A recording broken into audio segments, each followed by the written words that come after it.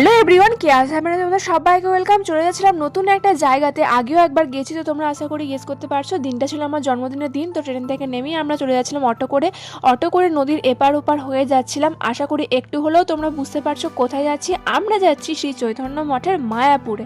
তো জন্মদিনের দিন কার না যেতে ভালো লাগে। তো তারপর আমরা চলে গিয়েছিলাম, স্নান টান করে যাওয়ার পর আমরা যাচ্ছিলাম মন্দিরের দিকে, আর দেখতে খুবই সুন্দর লাগছিল দূর থেকে।